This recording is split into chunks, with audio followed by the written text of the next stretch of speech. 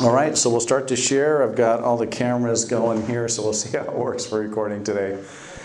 So welcome, LoRa Meshtastic. I have got my cell phone here, and I am going to send my other phone over there a quick text. This is my standard phone messaging app, as you may or may not be able to see, but I'm going to get out of that. I'm going to go to a Meshtastic app, which has a texting feature that looks real similar, and I'm going to say, hey.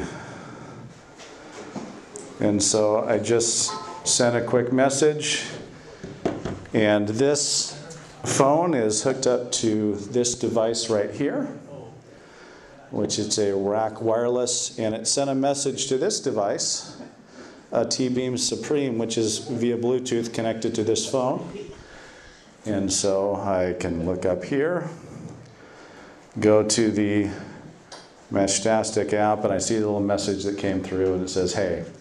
So that's a real quick demonstration of LoRa Meshtastic. And so as we go through the presentation, I want to give you a quick overview. So quick overview, want to talk through why, what is it, some of the basic radio settings. I'm not going to go through everything. There's a lot there, but I'll hit the key points that you need to be aware of. What are some of the devices? Again, I've got a few of examples up here to walk through that. And then antennas, batteries, getting started, lessons learned, and some resources and things as we go through it. All right, why Meshtastic? Well, my journey started in February when Josh from Ham Radio Crash Course did an interview with some of the folks with Meshtastic. I had no idea really what it was, and listened to that and a lot of good information. So when you look up there, there was this, I think like a couple of the different videos. Oh, it was this Meshtastic updates and new devices. So it was just really interesting to learn about that and hear what it's about. And I'm sure a lot of hams saw that and decided to buy devices as well, because all of a sudden they were sold out everywhere, and it was a month or two before you could find them. And so that was really the first thing. Now, why did I like it? I liked that a few things, I'll go more detailed, but it's really decentralized. You're creating these mesh networks. You can do encrypted texting. It's easy. Someone that's not a licensed ham has a cell phone, and I can give my parents or my kids or something a device like this or smaller, and they can Bluetooth link that up to their phone, and the devices connect together. It's just easy for someone that's not connected. LoRa stands for long range. It is line of sight, like VHF, UHF. I also liked, kind of one of those things, I like the idea of trying to stay connected with my family in an emergency. And so having my house up in Marysville, about 300-400 feet up on the hill, it has line of sight to the kids' school, about 1.5 miles, 2 miles away. And there's a link at the top right where I did some radio pass studies and saw that the parking lot at Everett at the Boeing plant is a line of sight to my house as well. So I have not tested out the distance, but I know there's a lot of other mesh nodes that are starting to get out there. So the, I don't know, 15 miles or whatever it is from work to home may work. I'm interested to see based on antennas. I'll share a little bit later the longest distant contacts have been made, but they're quite long. So that's a quick of why I started to look into it. Going next, it enables you to use inexpensive radios. Now, I say inexpensive because I've probably spent a few $100 at least now on this, as a long-range off-grid communication platform in areas without existing or reliable communications. It's open source, it's community driven, it's had a lot of growth. And so in the example up here, you can see some ways you can connect. You can connect your computer to a device via Bluetooth or Wi-Fi or serial connection. The devices will talk to each other, like these two devices up here. When I sent the text, they were talking to each other. You can have all-in-one type machines that can connect. Again, your phone connects via Bluetooth. They can connect long range. There's also Wi-Fi and a few other options. But It's really, I'd say, taken off. It's been out for a couple years. Someone I talked to that does summits on the air said he's had one of these for the last 2 years or so. And so it just seems like it's really taken off here over the last couple months. A few other things. Long range, 158 miles recorded by one of the stations. They were on 2 folks on mountaintops with directional antennas, so it's not going to be the case for all of us. We know how 2-meter VHF works. I've made almost a 300-mile 2-meter walkie-talkie contact, and that was magical. But most of the time from a summit, and that was on 2 summits. From summits you can get distance. Generally, locally, obviously, you're going to have a lot diminished. But still, there can be longer, and the way that the structure of the signal is set up, it helps you do that. You don't have to have a phone. I mean, the devices are talking to each other. It's decentralized. There's not really a route or anything in between. And again, for sharing, I've pulled some of these introduction things from the Meshtastic.org website. So I'll share the link in the future. Excellent battery life. Might as well share that now. Some of the devices will vary based on the chipset used, so I'll go over that later. Depending on the battery, you can power a device like this for months. If you have a couple batteries set up together and you maybe, or I'll say a long time, especially if you get a solar set up with it. This device here, I don't know, 7, 8, 9 hours based on a 13650 battery in the device. So depending on the chipset, and I'll share that a little bit, it'll change the length of battery. But excellent battery life. And again, sending and receive text messages between members. I'll talk a little bit more of that because it's almost like a calling frequency type setup that we're used to from a radio or ham radio world. But with this, you can set up your own channels for your family or devices, and so you can send secure communication that way. There's GPS-based location features that you can leave on or off, and there's more. Again, the protocol, it's a long-range protocol. You don't need a license, but there are specific frequencies I'll go over. The devices work together. Again, I hit all these same basic things we just shared. So frequencies. These are a few of the frequencies. In Europe, 433 megahertz or 868. North America, I highlighted that because that's the one most of us use. Although they do have a mode, I said it's non-licensed, but as a licensed ham radio operator, you can use more power, and you can take it off the encrypted mode, so you're not sending encrypted communications. And there is a ham mode. I'll leave it kind of at that point to get more power and do things. I haven't seen that too much used, and it would probably be, at least this point, a niche. But I do see most folks, obviously in North America, are using the 915. When you look up, see who's online, you start to see ham radio call signs, and there are folks out there that are sharing that. It is encrypted. Again, it can be turned off in ham mode, and it uses full spectrum frequency range, which is really kind of interesting. So the design for Meshtastic, or the logo, and I chose the frequency signal here. You can see how it looks. It's these little dashes that go back and forth, and it's so that's where the logo comes from for Meshtastic, is the way that it sends the signal. This is one of the, it's the set of very long slow, and I'll go over the way it does frequencies in a little bit, but just so you can visually see what the frequency looks like. So there are 8 channel settings, and they really adjust, they're standard ones that adjust for spreading factor, which is really how long, the length of time your communication is going to take versus how short. Generally, the longer the communication, it's going to be more reliable and give you more distance. The bandwidth you're using, the coding rate, or redundancy, so how often it sends a signal or over and a sends signal for that. So those things can take time. The standard preset is long fast, long range fast, and it has some of the data rates and speeds.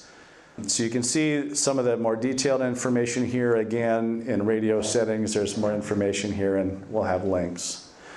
The main thing to take from this is that when your radio, you're first setting it up long fast. You want to have a channel for long, fast with a specific encryption setup, or a way that it's set up if you want to be able to use it like a calling frequency, or be able to talk to other and text just random folks that are on the network. Price, when you're looking at devices, price might be one of them, although they're generally pretty inexpensive for the simple device. Heltec devices, which like this little tiny one down here, I don't know, 18, 20 bucks, something like that, maybe 24 on Amazon. This is a RAKwireless device, the Meshtastic setup for direct from China for about 25 to 30 bucks, or RAKwireless has them for a little bit more, which I would highly recommend purchasing stuff from them. So those are a few examples of the price. Now, when you talk case or getting a case or doing antenna and other things, it can add up where you're basically spending more. So those are a few examples. When you're looking at some of the things is battery life. So I chose an NRF52 based device, and I'll share this a little bit. The RAKwireless, which is this device here, it uses a chipset that's much more efficient. And so this one will last a whole lot longer in a battery. So if you're setting up a solar setup or node, or that's why I purchased this. ESP32 devices like this Heltec down there, or some of the other, actually like this as well for the T-Beam LILYGO Supreme has the ESP32. So that's where the battery life drives differences. The other thing you want to look for is the transceiver. The SX1262 is newer and a little bit better. And again, so I think the RAK and Supreme are using the 1262, and the Heltec down there is using the older one right now. GPS, you can have it that comes with the device. You can add it as a module. You can use your phone to send GPS information if you would like. Starting? Okay, perfect. All right. Good luck everyone in the test, and I'll drop the mic too. Yep. I don't know if we can turn the mic off, or I'll set it down. All right. I'll talk loud. Hopefully folks are able to hear me in the room. Awesome. GPS is one of the things, whether you want a screen on your device or not. Again, this RAK one right now, when it comes in the setup, does not have a screen on it. There is a module. I can add one if I did want later. The Heltec down there has a little screen. There's a little screen on this one. So there's different options for whether you want a screen. Do you want an all-in-one unit? There's a couple units right now that come in an all-in-one just setup, so you're not buying a case and other things. So I'll show an example of that in a minute. Whether you want to solder these together or not. I have not had to solder anything. I'm still learning and would love to learn at some point better. So I chose devices that I haven't had to solder anything yet.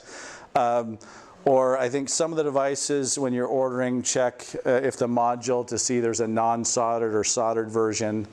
I forget which one right now, but you don't have to solder if you don't want to.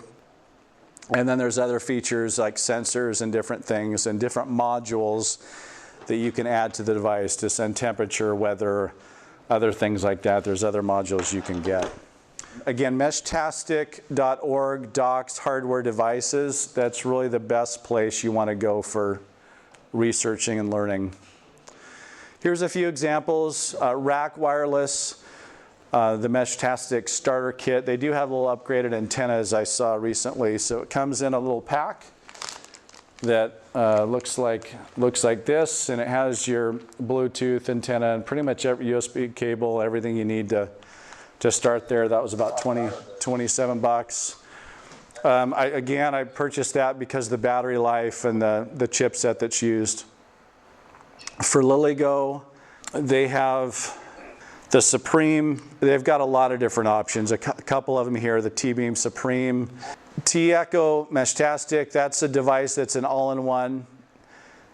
T-Deck is basically an all-in-one. You need to get a case for it. It looks like an old BlackBerry. They've got watches. They've got all kinds of different options and things. And then Heltec. So these are the three main suppliers.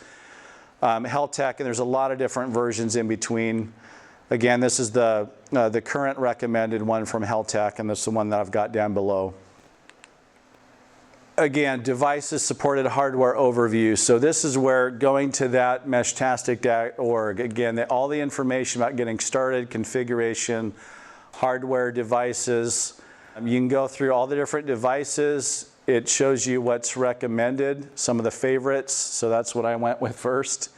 I bought the Heltec. I bought the Meshtastic starter kit, the LoRa T3. So those are, and then as you go into each device, it tells you all the nuances about how to set it up, and all the information is there. So from a resource perspective, that's really important.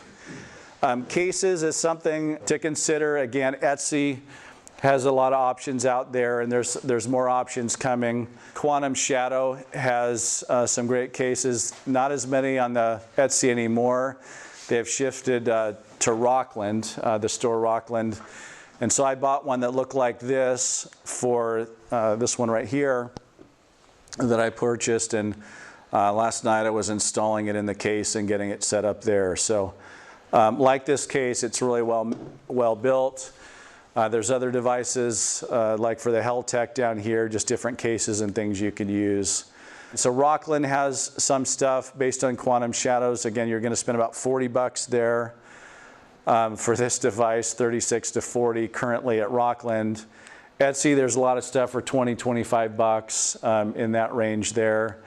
You can also 3D print it yourself. So I don't know if John's dropped off, but when he heard me mentioning, he was very kind and made me this case on his 3D printer and brought it for 7QP. So this is the case right down there that you can 3D print if you've got one or you know someone for a few bucks.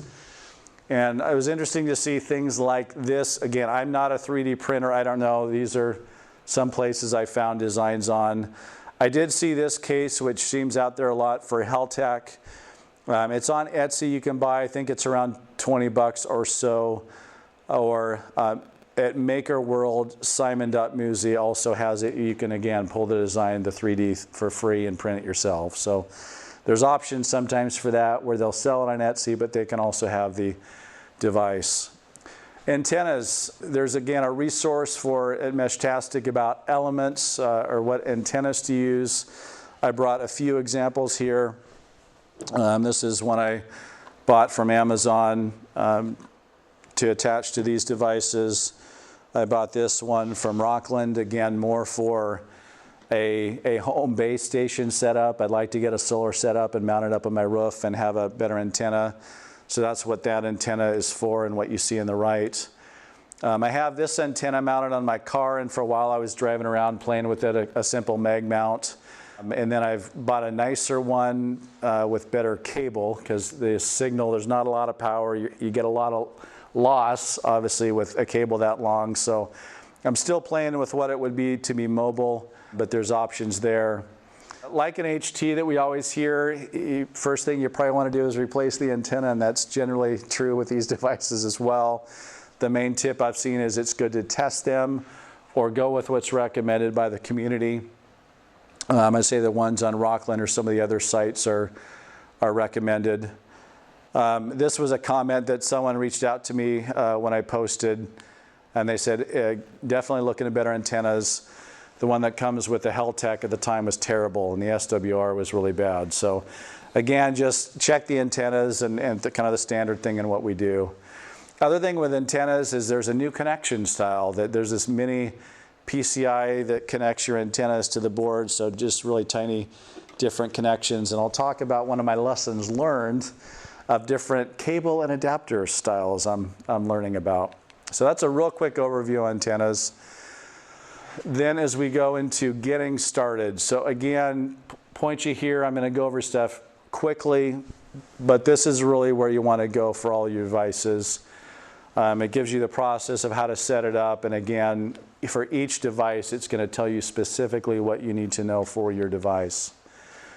Once you get a device like this, you hook up the antennas or push those in.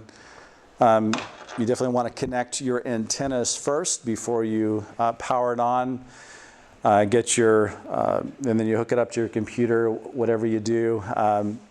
So last night I hooked this, basically this rack or within the unit right here, put the antennas up, hooked it to my computer via the USB cable, and went to flesher.meshtastic.org. So again, put that up here. And most of the things, there's different ways to get the software onto the device, but it's getting a lot easier. And most of the devices, you can use this Flasher option. The main thing is you've got to use Chrome or an Edge browser, but you choose your device, you choose the firmware, which usually I'll choose the latest stable version, and then you press Flash and it'll upload it to the device and it'll restart, and you've got your device set up with the initial software configuration. So pretty easy, pretty straightforward. For folks that have done Raspberry Pis, at least years ago, I was trying to set up a Raspberry Pi to run headless, connected to my KX2 radio so I could do FT8, and that took me hours and hours and hours. Complexity trying to figure out Raspberry Pi and all the software type stuff you've got to do. So this is a whole lot easier. I was very glad. The next thing you'll want to do is you'll want to download the Meshtastic app in the App Store, whether it's Android or Google. That's one way that you can do it in order to program your phone and do some of the settings.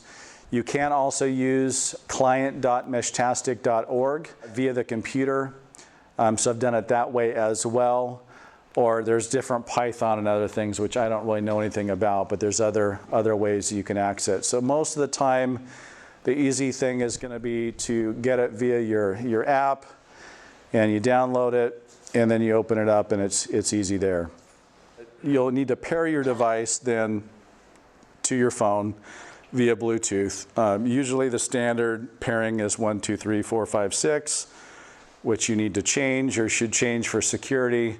Some of the devices will give you a number, like the Supreme, when I pair it, tells me a number to input in my phone, so it pairs more securely. So once you've paired to your device, the very first thing you've got to do when it comes up is you've got to change the regional settings.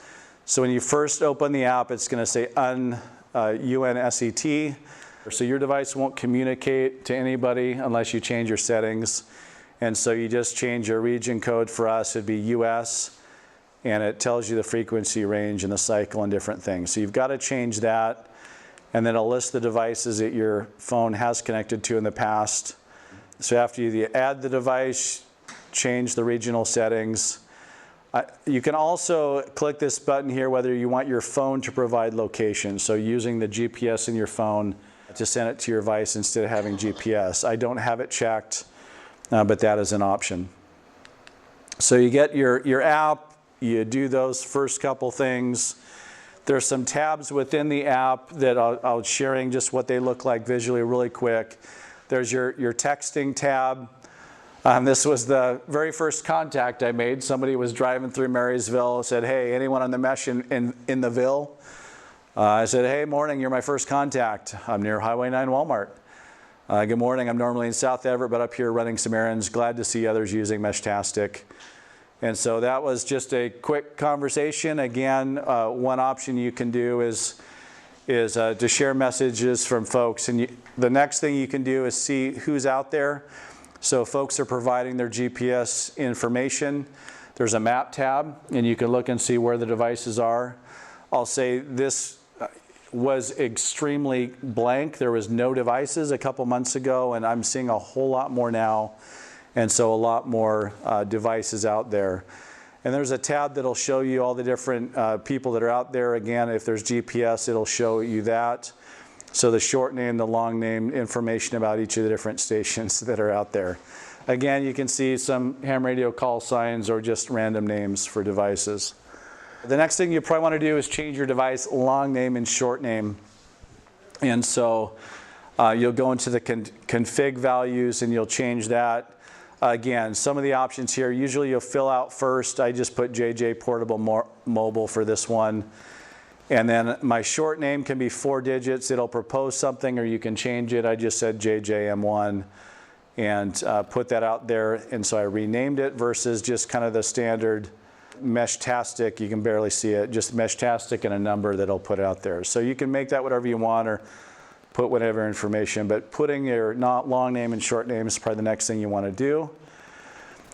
Channels, I'm not going to go into this, but it'll set up initially with one channel as your primary channel. The primary channel is what sends GPS location and does everything. And it's set up with a standard channel and frequency, that long short or long fast mode for the channel and everything. So if you want to communicate with others, that's good. If you don't want to share GPS or you want to set up other channels for family or more private secure stuff, recommend advanced Meshtastic protecting your GPS location. The comms channel, again, I can't say enough, that's where you go for any information. He's got a lot of videos out there about setting up all the configurations, advanced settings, some of the solar setups that he's made. There's a lot of them. He'll walk through each individual device and show you how to set it up. So again, from a resource, I have to make sure I mention that. So I do have a family channel. What I have done in the past, though, is I'll set up a different channel as my primary. I'll have a family channel that's kind of secure, maybe a private channel, and there's other things I'll do there. But again, check that out for channels. These are just some of the other getting started. So in the app, there's 3 dots on the right, very top right corner of the app, and it'll bring up, and I clicked on radio settings. And so user, that's where we set our name. Channels, I just talked that. Device, that's, again, I won't go into there. Client is really the standard. That's what I have these devices set up. There's a long list of modes that you can have it run in. You can have it run like a repeater. And so some folks will do that at their house. They'll set up a repeater at a high point of their house and then all their other devices as client. Again, I won't go into detail, but that's for awareness, more things you can get into. There's GPS in the position. You can change those settings. There's power saving mode. Generally, you don't need to worry about power, and you don't need to put on the power saving mode. Is from what I've seen, especially as devices are more efficient with GPS. Can Wi-Fi, again, I haven't looked at that, but some folks will link up their device to the internet, and so you'll see signals coming in from across the country. I'm like, how am I getting those signals? Oh, it's because someone's connected through the internet. You can change your display, imperial versus metric. LoRa config is a big one, so I'll go there next. That's really the main item you go into. And then the Bluetooth option at the bottom, which is where you can enable the type of pairing mode you want, and then the pin. That's where you change your pin if it's a standard. So last setup thing in LoRa configuration, this is where you're going to change your those frequency section I just talked about, long, fast, that's the standard, that's where you would change it. Hop limit, if you've done APRS or some of those things, I know there's kind of nuances about how often you send out your signal or repeat your signal. 3 is the standard. I think it can go up to 7, where it'll go through 7 devices and keep kind of repeating or sending this. They don't recommend that, especially as the network grows, because it just clogs the network. So I'll say 3 is generally a good spot to stay standard. So, you know, this device will send to this device, it'll send to that device and one other device. So it does give you good distance through that process. I was trying to figure out why my device wasn't sending messages last night when I knew when I set up, and the transmit wasn't enabled.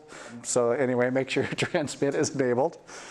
The other thing is if you've got that SX12/6 chip, choosing this boosted gain is important to do if you've got one of those devices to make sure it helps hear and send better, more efficiently. So moving towards the end of the presentation, some of the things that I've learned. One of the first things, I have an Anker Powerbank. I figured I'll just plug my device into that, and it should run for a really long time. And it ran for, I don't know, 5 minutes before it shut off. The power, the device does not draw enough power to keep the Anker Powerbank running. Now, I don't know if there's some that do work, but again, this is one of the things that one of the other local folks said, hey, this is what he did is he bought one from Amazon that was a different one that actually did work and keep the item powered, and it worked with the low power. So I have not purchased that, but it was what worked for him as one option. What I'll do now is I've got a USB adapter I'll plug into my wall. I'll have a long cable, And for this one at home, I'll usually just power it from a USB plug, hooked via a cable and house power, and I'll have that running. You know, these ones now I'll just charge or keep them charged via USB cable. And or there's batteries or bigger batteries or things that can work. So this is a really large one. There's smaller ones. All right, so Anker Powerbank didn't work, so that's one example, and there's different ways to power. I should have known this, but things you don't think about so much with ham radio. You just assume that the cables and your batteries and the polarity of positive and negative is going to be correct, right? Well, it's not the case. So what I did, and you can see the example here, is I purchased this battery and I plugged it in to this specific RAKwireless. I'm like, it's the right adapter, it fits. Plugged it in, there was a spark and a little bit of smoke. And I should have read the instructions that my polarity was wrong. So I think this here, did I take the picture? Yeah, this is the wrong one, the battery. That's how it should look. So you can see the red wire and the way that it's set up. So that is one of the first things. So I'm seeing now with batteries on Amazon and different places, there's just big things. Make sure you're checking your polarization. So that was a lesson learned. SMA connections. I knew about SMA connections. I didn't know there was a reverse polarization SMA connector, and until I purchased this antenna mag mount and realized it came with a connection that my SMA connectors did not work with. And so I had to go out to Amazon and buy some adapters in order to make it work. So what I found out was that reverse polarity SMA connections are common for Wi-Fi and helium. Helium is a cryptocurrency that folks mine on kind of the same frequency range. And so the helium network uses the same frequencies, so you can use the same antennas. And anyway, this is generally a helium mining antenna, but folks use, because it's the same frequency, use it for LoRa. So that was something I learned. The growth of it is grown a lot. Like I said, when I first did this just a couple months ago in Marysville, I hardly saw anyone out there. Now I'm getting long lists of all the different stations, and I looked this morning up in BC and Canada. There's just stations everywhere. If the device is not linked into your phone, one of the things I was like, why is this device not linked into my phone? I was trying to connect it via Bluetooth. It was already connected to my other phone, and so it didn't allow me. So just make sure if you're connecting it to multiple phones, that might be one issue. Again, if you haven't set the regional location, just won't work, so make sure you set that. Make sure the setting is set to transmit. This is one I learned last night too. I was trying to copy some of the frequencies via the phones back and forth, sharing frequencies with the Heltec, and something happened in the Heltec saying, sorry, error number 7. It doesn't recognize the channels and the frequency and the setup. So I'm learning about that. I'm probably going to have to reflash it and set it up again because something's not working there. So just those are a few of the high-level things I have learned, hopefully, to help limit some of the pitfalls that you may have. Resources, Meshtastic.org. Again, that is really the main place you've got to go. They have a Discord, they've got GitHub, they've got all kinds of other social places, but Meshtastic.org. The comms channel, again, that's really the main resource. There are other channels I've seen, but by far comms channel. Ham Radio Crash Course, if you want to look for some of the overviews and some of the things that are out there. Josh is starting to have more videos as well, sharing, and I'm seeing some of the other YouTube channel starting to share stuff as well. Shopping for this stuff, the first 2 devices, I tried to order 2 of these racks from RAKwireless in China. I did that in February. In April, I still hadn't seen the device come through, and it looked like it was stuck. I figured maybe stuck in customs or something like that, and so I emailed them, and they were very helpful. They responded back and said, yeah, your shipment is delayed. How about if we send you 2 new ones? They did, and they came out relatively quickly. So I'm very grateful for their customer service. Interesting that my very first shipment I ordered got stuck in customs, and I still haven't gotten those first 2 devices yet. So again, I can't say enough about the support, but you definitely can order from China through the different things. But I would really, for where you can, order from Rockland. You're going to get it. I've ordered a lot of things now from Rockland. I've been blown away how fast it comes to me, just the quality and everything else. So I can't recommend them enough. Amazon, I bought my Heltec, I think it was a Maker's Focus or Maker's something like that, that I purchased the Heltec. So that's one option. You can get stuff from Amazon as well. And I'll usually go to videos where I recognize the YouTuber and I want to get a trusted one, and I'll look at their link and make sure I'm getting a quality one that way. So those are just key resources. Any questions or comments? Okay, I'm going to get out there. Yeah. So this, you said, operates because of the frequency. You don't have to have a ham license. Correct. So you see this, the benefit for your family is that if normal communications go down, Yep. all your family are ham radio operators. Yep. This gives you a pretty accessible, like, because it connects via Bluetooth to a phone, Yes. which they already have in their hand. Yes. They can go to that app. Yep. In the case of a cell phone, towers go down. Yep. And that's going to be our backup communication plan. Yes. Kind of the pitch. Yes. I liked that it was easy, like you said. Everyone has a phone. What is the easiest thing that someone who doesn't know about ham radio or have to figure out frequencies or what frequency on my phone or what's the easiest? So something we can set up, we can hand to our family or my parents. And like you said, they just turn the device on. As long as I may work with them to make sure it's linked with their phone, then it can be used in that way. Also limited, though, by line of sight. Limited by line of sight, so that's where I need to do testing. But as there's more devices that are operating on power and they're connected to each other, it gives you more options as well. So, my parents live in Lake Stevens. There's a little bit of a hill between us. I've made 2-meter or contact with them. It's about 7 miles apart, but it was at 50 watts, and my dad could hear me, but I couldn't hear anything when we were testing.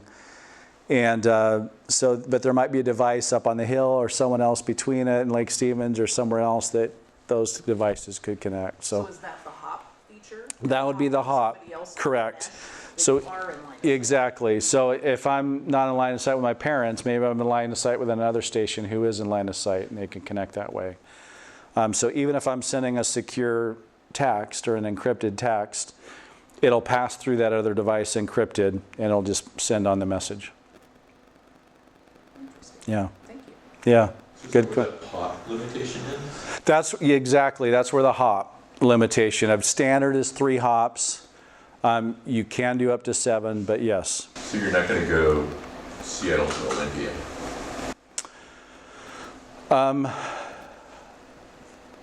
I won't say no, because I'm seeing stuff in Vancouver and BC right now, and I don't know if it's 1 or 2 hops, because I know there's a station at Mount Erie, and I know there's other folks in between us. So I can trace the route, and I'll have to kind of try and figure out how we're connecting right now.